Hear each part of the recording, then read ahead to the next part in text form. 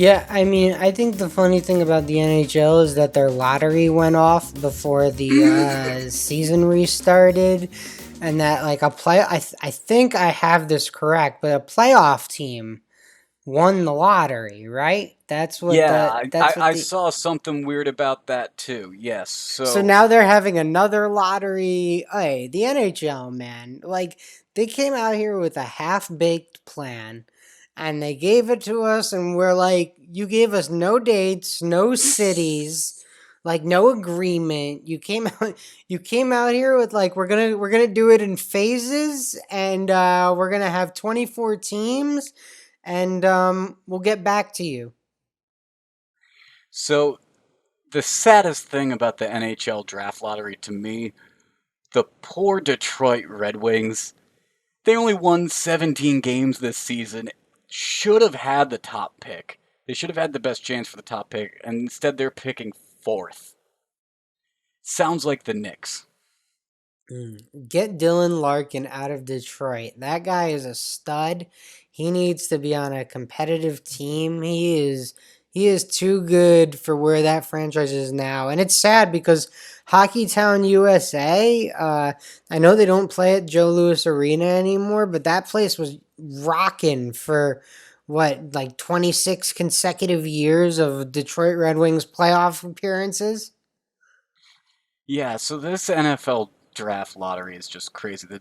There's 8 teams that are playing for this qualifying round in the expanded playoffs, and one of those 8 teams in a second NHL draft lottery are going to be up for potentially getting that top pick.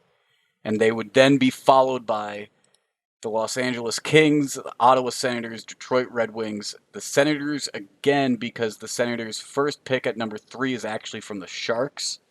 Then the Anaheim Ducks at 6, New Jersey Devils at 7, and the Sabres at 8. It was just it. This is not how it was supposed to go at all. There was supposed to be the number 1 draft pick walking across the stage on Friday night with the NHL draft. Instead, he's still waiting to see where he might go. But if I was Alexis Lafreniere, I'd be kind of happy because it sounds like you're going to a better team than you should be. Yeah, well, that's good. So that's much better than the going to Detroit and playing on a 17 win team. It's a little bit more hopeful than the number 1 pick constantly getting drafted by the Browns every single year in the NFL, for example.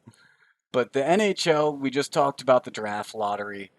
Uh, I'm starting to wonder, though, how much of an advantage it actually is for these 4 teams in each conference that are getting this uh, bye, that I guess they're calling it, or the round robin that they're playing for their seeding. Because they've been off the ice for so long. I'm wondering if these best of fives for the qualifying rounds are going to help some of those teams catch a head of steam and get their ice legs back under them. And by the time they meet those top teams in each conference, it's going to be a much different story because those guys don't have their legs quite under them yet in terms of competition of the NHL players that have just played a best of 5 series.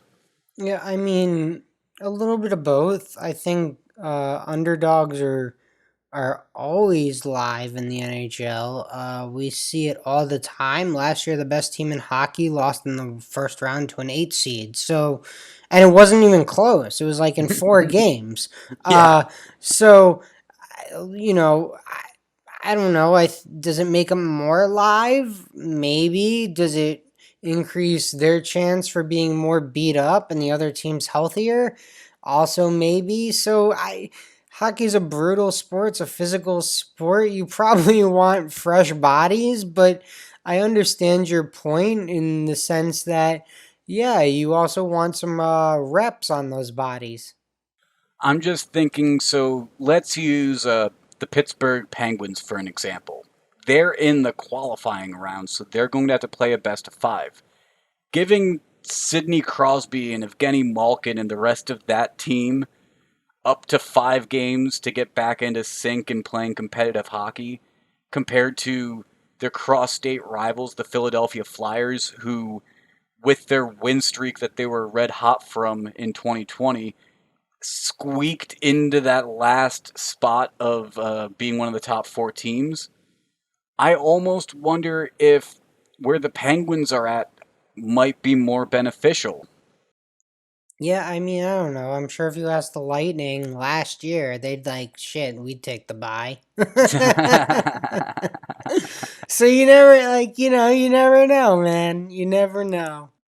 And then it would be a best of seven series anyway, so even if it does give the qualifying teams an advantage, hopefully after the first or second game, it's back to an even slate in terms of competitive ability between these two teams.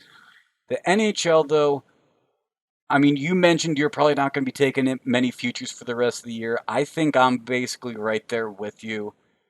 I just don't trust that everything's going to actually finish it. I think it's going to start back up, but I'm worried, Brett. I'm worried that they're going to start back up but not actually be able to finish for whatever reason, whether it be coronavirus or strikes or whatever it might be. I'm not even going to try to predict the future because 2020 has showed us that is a waste of goddamn time to try to because everything just goes wrong. I'll tell you what, NHL, I probably would lean underdogs as a general statement. Like, there may be a game here or there where I'm like, nah, I don't see Pittsburgh or Washington or I don't know, a heavy favorite losing, right? But generally speaking, it might just be like, let me take all five underdogs today and see what happens. So I'm looking at the Oregon Sportsbook right now for the NHL futures in terms of what they look like. And in terms of the outright winners, Tampa Bay is the favorite. They're tied with Boston at plus 650, followed by the Avalanche and the Golden Knights at plus 850. The Caps at 900 and the Flyers at plus 1,000. That's the top six.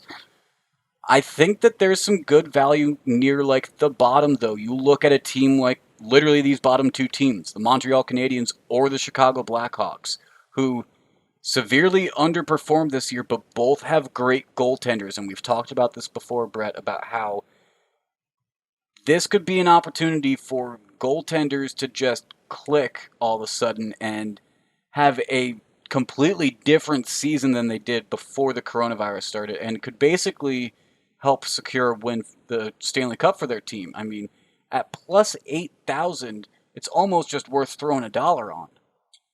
I kind of like some of these bets that FanDuel has out here. It's the NHL series bets, and you can pick like, for instance, Arizona Nashville, right? Arizona Hmm. plus 110, Nashville minus 134. So here's one that I might throw a little bit of money on. Not probably not a full unit. Probably not today, but I kind of caught my attention. Chicago versus Edmonton. Chicago plus 134, Edmonton minus 164. I don't know. Chicago could definitely win that series. Jonathan Tays, Patrick Kane. Uh, What'd you say those odds were? Because I'm looking at that in Oregon right now, and those numbers don't sound nearly what I'm reading here. Chicago's plus 134. Okay, Edmonton's Chicago's plus 140 here. Okay, and Edmonton's minus 164. Edmonton's minus 160 here. So if you want to save 4 pennies, Yeah. Well, I wouldn't be betting that much. But Chicago definitely entices me there. They have a lot of talent, like, and they've had 3 months off, so it doesn't matter that Duncan Keith's, 37 years old. Like, he's fresh. I agree. And Chicago, that is a team that has been to the Stanley Cup before. They still have those pieces that made it there with them in terms of Crawford, Kane, Duncan.